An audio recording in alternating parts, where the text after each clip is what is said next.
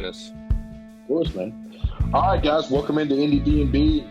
Today we welcome in the fourth person from the Lee University, Cleveland, Tennessee crowd, Mr. Ben Strawn. Ben, how are we doing today? Doing good, man. Thanks for having me. I appreciate it. Of course, of course. Well, of course, we've interviewed a few of your friends: Gabrielle Grace, Timothy Edward Carpenter, Spencer, Thomas Smith. I mean, and you are now the culmination of that whole crowd together. So, obviously, you know those folks from college, right? Right. Well, yeah, I met Gabby through through a college friend. Yeah. She went to Trevecca in Nashville, but we've all linked up now, like post college. So yeah. But Tim and Spencer, I go way back with them. Love it. I love it. Yeah. I had the pleasure of seeing you, of course, at the bookstore here in Atlanta. Shout out, guys, right in Grant Park. And why am I drawing the blank? It's Bibliotech. Bibliotech. Yeah. Bibliotech Books. Yeah. That was an awesome You show. were with Spencer and Tim the other night, and so obviously it seemed like you have a deep seed in music. Some of your music's just very folky and awesome. Like where do we get the inspiration? Where do we get the drive to make music? Where's all that come from for you? Well, I guess it goes way back, man. I mean, I started taking piano lessons when I was like 5, and that was really all I did was play classical piano for like 10 years. I did that until I was like 15. Um, I never really listened to much folk music until I was like in high school. I mean, my parents, I pretty much only exclusively listened to like contemporary Christian, like Michael W. Smith and Stephen Curtis Chapman, and like, some of these like 80s, 90s Christian songwriters. And I really just kind of like my parents liked like Kenny. Who's the guy that had the fried chicken? Not Kenny Loggins. The Gambler. Who's the Gambler? I think that is Kenny Loggins. Is that Kenny Loggins? Anyway, they listen to him. Martina McBride. They like some of these people like that. James Taylor, obviously. But I never grew up. I didn't grow up in like a folk centric household. Yeah. But so yeah, I just kind of discovered all that whenever I was in high school. I started playing guitar. My girlfriend at the time, who's now my wife, we met in high school. She was really into like playing guitar and singing, and I thought that was cool. So she kind of like taught me like how to strum and stuff like that, and then I just kind of took it and ran from there. And I was like on iTunes back in the day, man. That's how I found all my music, was on iTunes. I would go through like the singer-songwriter category, and I would find a album cover that I thought was really cool looking, and I would like listen to that and then buy this, all this music or whatever, or like illegally download it, back when streaming wasn't a thing. So yeah, little LimeWire never hurt anybody. yeah, right? oh, for I sure. think we come from that generation. I'm about 29, and I think like that was my brother taught me how to do it, and then I think it just kind of went from LimeWire to the torrent to now we're in the Spotify era. But yeah, I had like I like that. I like that album cover kind of thing. So like, what were some of the album covers that you can like distinctly remember like speaking to you, in that era? Oh man. Well, I think the first secular person I started listening to was Regina Spektor. And that was that was late 2000s, early 2010s. Because I remember that Yellow is Begin to Hope is her album. That, and then I just kind of went from a forever ago. That was a big one for Bon Iver, and I'm trying to think of like some other ones. I have them; they're still all on my iTunes right now. Um, but like those were two albums for me that I like really. I was like, well, these are weird, and just super different. Because I remember Flume by Bon Iver, and there's a song called Music Box by Regina Spektor, and she's just talking about like washing the dishes when a music box is on. Yeah. and she like does all these like weird singing things, and I was like, this is so strange. And I thought it was so I was like, this girl is weird. But I was like really into it at the same time. You know, it was like something that I never heard before and I just kept going back to it. So yeah, stuff like that was big for me. And then I would just kind of go along like the similar artist trail. Um and Sufjan, of course, was huge. I mean, I Mhm. come on here the Illinois and Seven Swans, and um I was really into all that stuff whenever I was like in high school, which is funny thinking about that now. Like, um, but yeah, I guess those are some of like my foundations, I think, Gotcha. in And folk then music. like, did you carry those along with you when you ended up going to, obviously Lee in Cleveland, Tennessee, and getting to that, community that you have cultivated till now? Like, did Yeah, you kind of carry that with you? I think so. Yeah, for sure. But then it was like Judah and the Lion and Drew Holcomb and the Neighbors, and like those people were like, that's what was cool. I think in like that like kind of private Christian music sphere. And so I was like, oh, this is what I want to be. And so I started writing like, nostalgic. It wasn't even nostalgic. I didn't know what it was. It was just like it was my attempt at folk pop. And Yeah. I was just really trying to learn. Like I did never really sang much until then. And so I was just it's crazy looking back on it now. Like I was so all in and just thought that I was writing great music, man. And I look back on it now and I was like, man, that stuff is not good. But it was crazy. Like as I was starting writing music and like playing and like gathering people to be in a band and stuff like that, I just like didn't care. I just wanted to play. Mhm. And I wish I had that like kind of like naiveness that I now that I had then, to where I was just so like unashamedly, into music. Because now I just overthink everything that I write and sing and play, and I know the sound that I want to have, and I want to pinpoint it so much, and it's like then I was just trying to figure everything out. Interesting. So, So but as you said, it sounds like as you've evolved, like it's like, hey, gone from let's throw it all at the wall to now I'm like, all right, I'm throwing a dart at the board and I know which one I'm trying to hit and I know right. where I need to be. How does that like kind of your process? I guess how much has it changed? And like when you're doing that, like how do you get to that sound that you really, really, are like I'm solid on this one. Like I know like for a fact, like what goes into that to get into there and get to that point. That's a good question. I don't know. I think it's just feeling. I don't know.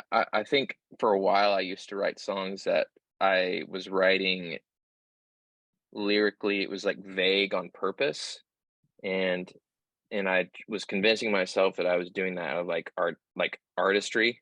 And some people can do that really well and say like nothing, but it say a lot. And for me, it was like I was saying all this like random stuff, but it was actually like not very good. And so now it's like I feel like if I write something that's like super specific, and if I feel like my voice captures it well, I don't know, I feel solid about it. I think a lot of it's learning how to sing too, and like learning where my voice lends itself best. Um, so really just like trying to have a really specific idea and learning how my voice like holds that, I think. Gotcha. So Interesting. yeah. So when you come in and like one of the songs that spoke to me during your set at Bibliotech was Seen in Color. Mhm. You played that. The one thing I hate about sometimes about concerts is like I don't know if you played it or like I know I heard it. I've heard it on Spotify and I've listened and I'm like 80 to 90% sure you played it, but like I I did, always yeah. wish you did. I was like, I knew I'd heard this Yeah. live, and then like I'm like gonna ask this question about it, and I'm looking like such a jackass. Be like, yeah, man, that went on the set list, but like, yeah, I can talk about it. Yeah, thanks, dude. I'm glad you listened.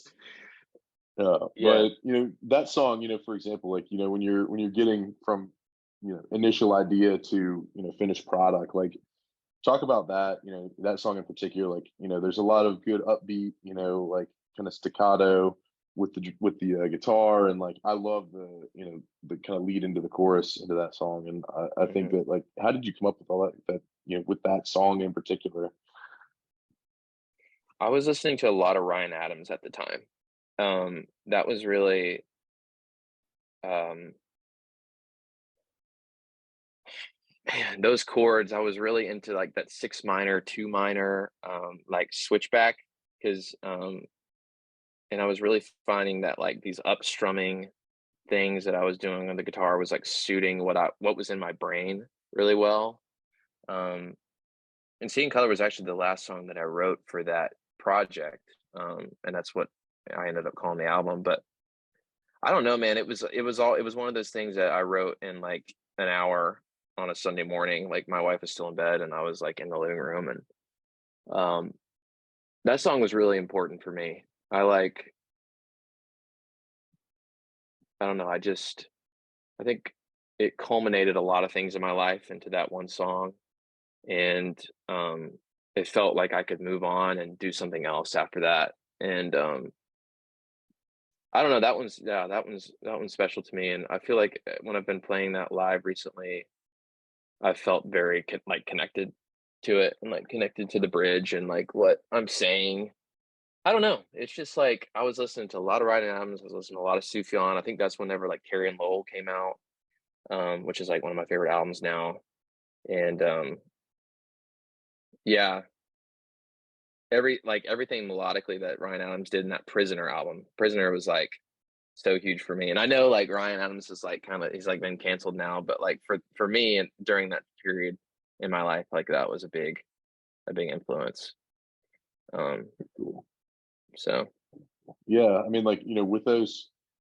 Hey, that's so cool that they can't hear your process and like being like, oh, like, that one means to me like this. One of the things that I noticed in that, throughout that show at Bibliotech was like everybody kind of, I don't know if you did it as much, but like you would hear a story behind kind of the song, and like you would hear that kind of piece of it. I love that. I think that that's something that is such a good like behind the scenes, and you really could only get it in that kind of scenario. yeah, With the crowd is it's everyone's being quiet, everyone's all in mhm. and locked in. Like some of your shows, like I guess recently, like is that mainly the kind of crowd and focus you do have when you play, or is it do you have shows where you get play at Smith's Old Bar or play at these venues that maybe it's a little bit more of a passive Yeah. crowd? Yeah, since moving to Atlanta, it's been pretty chill vibe. I haven't played with a full band in ever since I've lived here, which has been 2 years. Um, so I've just been playing. I played at Eddie's quite a feI times. I played little house shows like, um, places like the Bibliothèque. I've played several like So Far shows. Yeah, I've opened up for people at Smith's, and it's just always been me. yeah, I did play a show at Eddie's, like, I, like, headlined a show, and I had my friend Joel play keys with me and sing harmony. Um, but I'm gonna roll out the band at some point. I've been trying to, like, figure that thing out, and, I really that's just always been so, like, overwhelming to me because I want the sound to be nailed, like, so well, you know? Like, yeah. have you ever gone to, like, an Andy Schaaf show? Have I you have listened to not. him? No, Okay. no.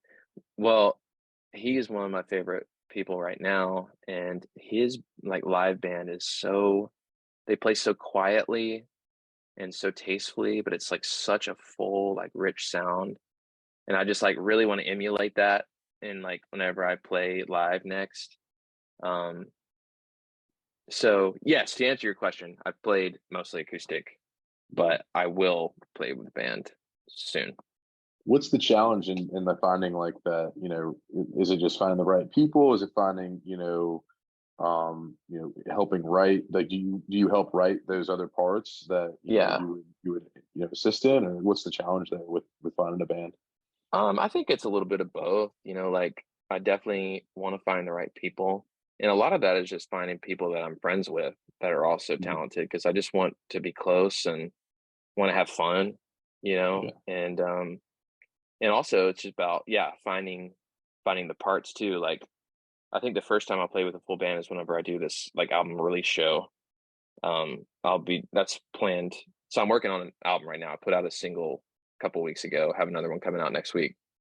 And all of that, it's all like produced, you know. So now I have parts for people to play. Yeah. And I think that was part of it. But yeah, so for that album release show, we'll have a full band for that. All right. Let's go. Yeah. When's the album expected? What timeline about? It'll probably be like the third week of May.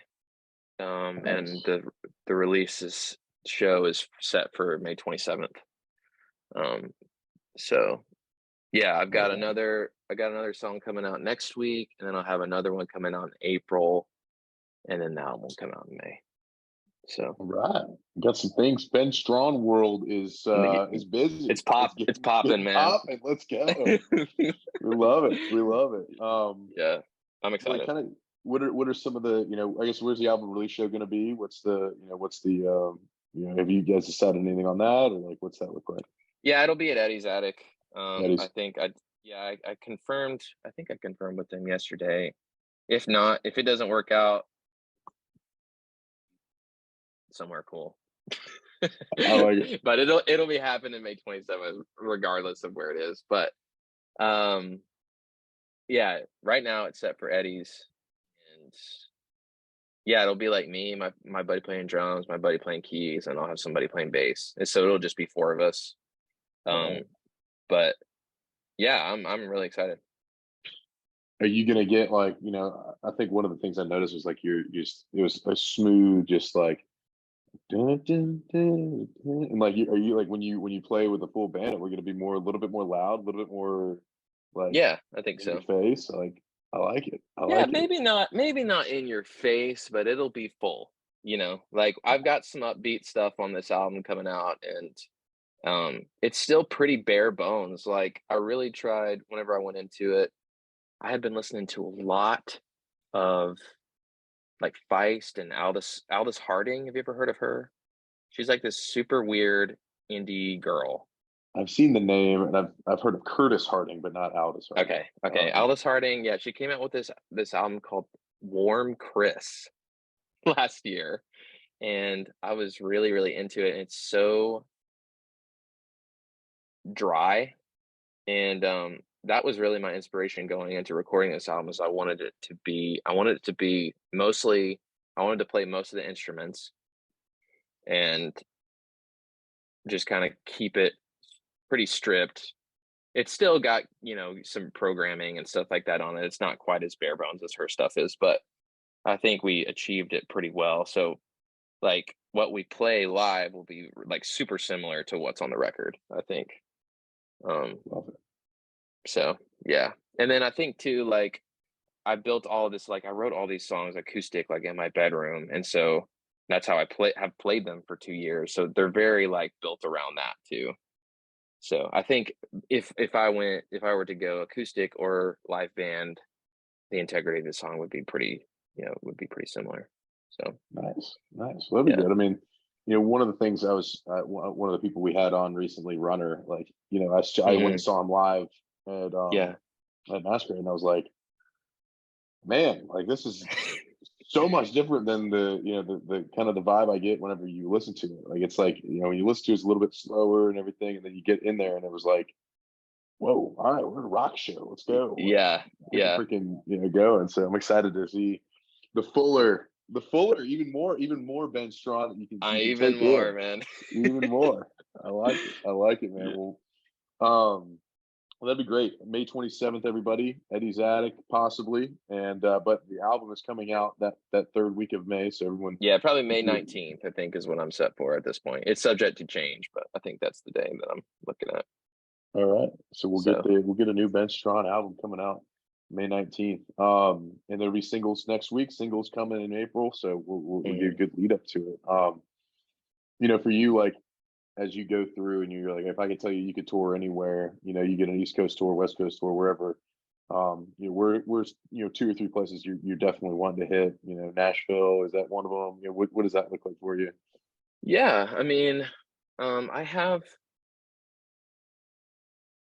super tentative plans to tour after this thing is out, in the summer, maybe early fall. I just I think my dream place, I'd love to play like New York. I'd love to go out west and play like LA, or uh I want to play a show in Nashville. I'd love to play in like Austin, Texas. I don't know, just like some of these places that I've never ventured out that way before to play a show. I've always stayed kind of, southeast. I've gone up and played in like Cincinnati before, and um really if I was to tour, I would just play where my friends are and Yeah, hope to set something up and hope that people show up. Like I've just been so nervous to do that because like I don't know how it's gonna go. I don't know if people are gonna come hear it and stuff like that. So it's like really like a confidence thing for me. I just have to take the risk and just go and have fun. And um but yeah, yeah, I'd like to play in Chicago too. I feel like that would be cool. yeah, Um just like places I want to go anyway. yeah, for sure. If you get a show here or there, I like it. I think 2000 or 24, 23-year old Ben would be like, dude, let's just freaking go, man. Freaking play it. Yeah, Like, let's yeah, go, man. you're right. You're right. We're going. Yes, We're going to Chicago. We'll play in front of three people. We'll play in front of 3,600. Don't matter. I like that. I like that. Well, that's good. Well, absolutely. I think it's time for a little Pete Peterson party pack of questions. I've been peppering you all day. Let me pepper you some more here. Hey, man. These are going to be mainly food based. We'll go really quickly through them, and should be good. So Pete Peterson's party pack of questions. Ben Strawn, ready to go. Cake or pie? What do you got for me? Cake, Salad or soup? salad, Sunrise or sunset? sunset. I like it. Would you rather hit a home run or score a touchdown? A home run. No, Home no run. question. Yep. Crack of the bat. We love it. All right. Night in or night out? What are you doing more of these days? Night in for sure. Big night in guy. If you did go out and your jam came on at the party you were at, are you more likely to do the robot or the worm? Oh man. I think I would want to do the worm more. I think that would be cooler.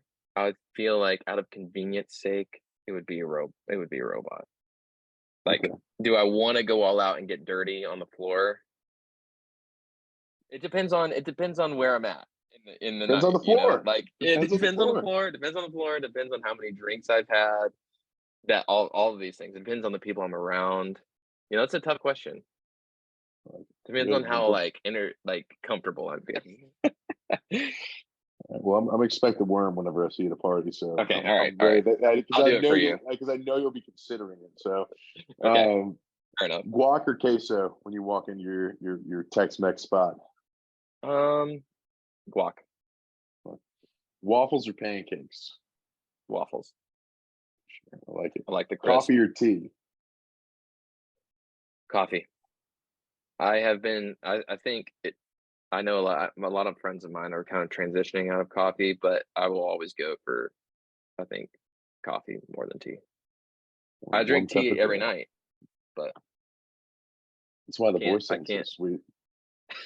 I love Peppermint it. tea, man. It'll do it for you. I got some of that. I need some of that. I need to get It's going on good. it. Yeah, Trader Joe's. Dogs or cats? Dogs. Are you more like a ninja or a pirate? Mm, um, let's say ninja. All right, he walks in the shadows. I like it. Yeah. Gatorade or Powerade? Gatorade. But blue Toasted Powerade is bagel. tough. Is tough to beat. Bagels for sure. I like it. Yeah, Chips or pretzels? chips. I'm a I like big it. chip guy. Chips are my Okay, weakness, man. Popcorn. I'll up the ante on that one. I like it. Yeah, Fries or tots? fries. Okay. TV or movie? Movie. Movies. Yeah, Okay. yeah. Big movie guy. Are aliens real? Yeah. All right. Is Bigfoot real? And no, Timothy Edward Carpenter is not Bigfoot. Uh, He does have big feet. I don't think Bigfoot's real. I think Bigfoot is either a bear or just some large person that was just on a hike and someone was like, Yeah. wow, that guy is really big. That is one tall guy. And just like hadn't seen a tall guy in a while. And like came up with a story for his friends. I like it. Tall guy, long hair. Didn't Yeah, realize he was on the deal. I like it. right. Yeah. All right, Benjamin. I mean, you met your wife in high school, which I think is Hmm. uncommon for many people. Hmm. Is love at first sight real? Yeah, I think so. I like it. I like it. Yeah, And Ben, I believe finally, her. who are two artists that we do not know Ooh, that we oh ought to gosh. check out? That are people, you've mentioned a ton of different, Yeah, people sorry. across folk and folk pop. No, no, I think like good for people to kind of hear, the different pieces that you take and what influences you. So, who are two people that though that like are like, hey, these are people that I want to put on, and you guys should check them out. A guy named Max Helgamo that I really, really like. He's a Nashville guy. Um, my my buddy Andrew Goldring is who produced my newest album that's coming out, and he also produced Max's. And it's really, really good. He put out an album called "Looking for an Island" a couple weeks ago, and it's like very Paul McCartney esque. Lots of really cool chords. He's got an incredible voice, great songwriting. It's all around really good. So yeah, Max. I would then. Oh gosh, so hard. This is somebody I don't know super well, but we have kind of texted back and forth a little bit on social media, and I love his music. His name's Ethan Tash. Um, he has he has like this one big song that came out called Room, but he put out an EP last year that was like my top like listen on Spotify. Oh, Um, okay. and it's called. Let me look at it. I think it's. I listened to this song called. I was called "Sang About It" is his EP, but my number one song was "Mind of Its Own," which is the first song on there. But his songwriting is great. I love his production too, and um, it's kind of lo-fi acoustic a little bit, which I'm kind of yeah. I just have been really into it. So I those like it. two And are, we got, I guess, if I had to narrow it down to two, it would be those are the two off the top of my head. I love it. Max Yeah. Helgamo, Hmm. HELGMO, GAMO, GEMO. Yeah. GEMO. All right. Yeah. Yeah. And And then then Ethan Tash is Tasch. His last name. He's out in California. He's a big Golden State Warriors fan as well, which so am I. So I like it. Awesome. yeah, Well, you conquered Pete Peterson's party pack of questions, Ben. I mean, what an thank excellent thank the round Lord. right through it. I Wow. mean, just like a hot knife through butter.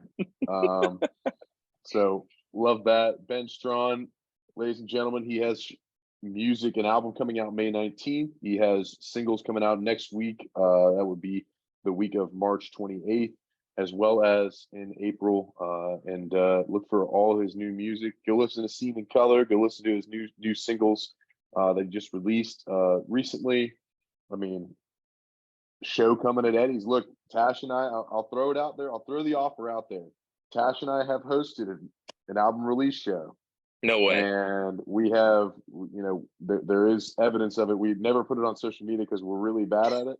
But we hosted for That's sweet. Pacifico an album release party, so we would be Cool, happy to MC between the opener and you guys and host a trivia contest, keep the crowd engaged, do something dude. fun in between. So look, if you want to do it, we're here for you.